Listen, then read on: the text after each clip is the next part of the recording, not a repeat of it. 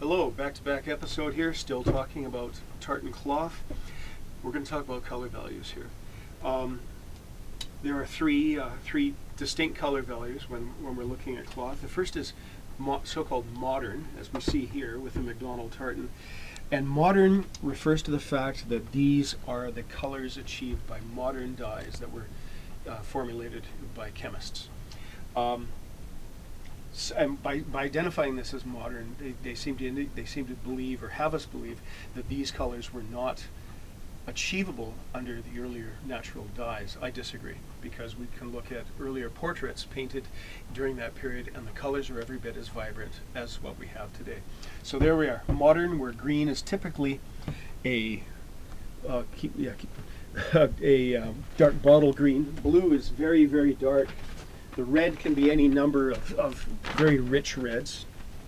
Now the second is reproduction. Here's again the same tartan. Now what drives me mad is the terms are not completely fixed. There's a certain amount of, some people call this ancient, some people, anyhow. Reproduction cloth. Now these, you can see where the blue has become a sort of a French gray, the red is a bit darker, the green has become sort of a mossy, khaki color.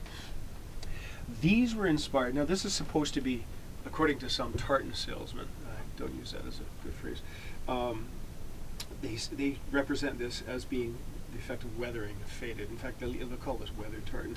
What it is actually, and I'm just being OCD here, is these colors were inspired by a piece of cloth that was found when a fellow was digging peat on Dromasi, where he was digging for fuel. And he dug down and he found this wadded up piece of cloth, which upon examination turned out to be the McDonald tartan. I haven't been able to find out if he dug down another 6 inches and found the guy that had been wearing it at the time, because Dromasi Moor, of course, is the Culloden battlefield. In any case, this is what it looked like after 200 years immersion in an acidic anaerobic peat bog. So Dalgleish wove a sample of this stuff, very popular. People loved it.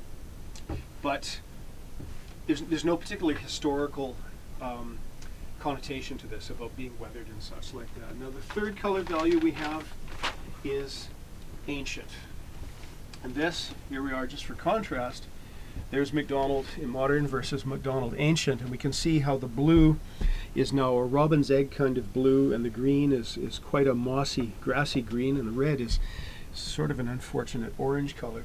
This is purported to be what the colors were achievable when they were using natural dyes, before modern chemical dyes.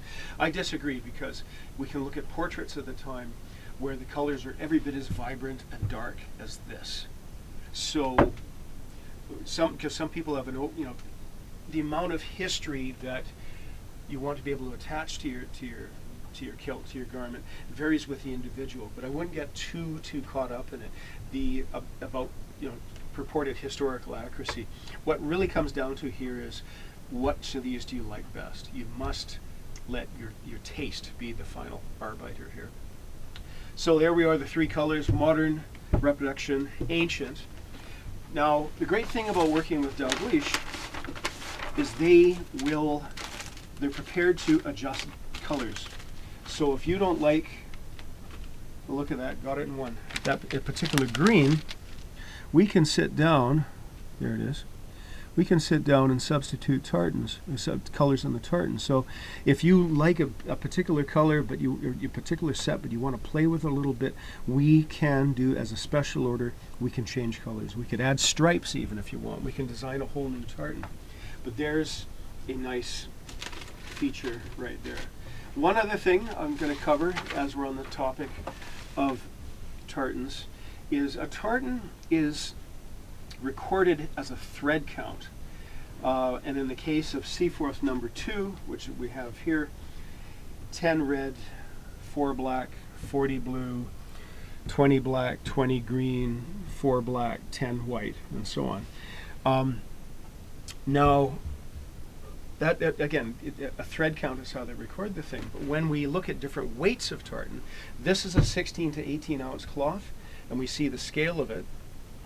Now, this actually I'd re-engineered so that the the scale would be very close as possible as the old stuff. This is the old 22-ounce cloth, the old military 22-ounce, which I no longer stock because the quality's fallen. The stuff rips far too easily. But take a look at the difference in colors. That's the same dye, but that difference in color is the result of the relative coarseness of the yarns. This is a large, coarse yarn.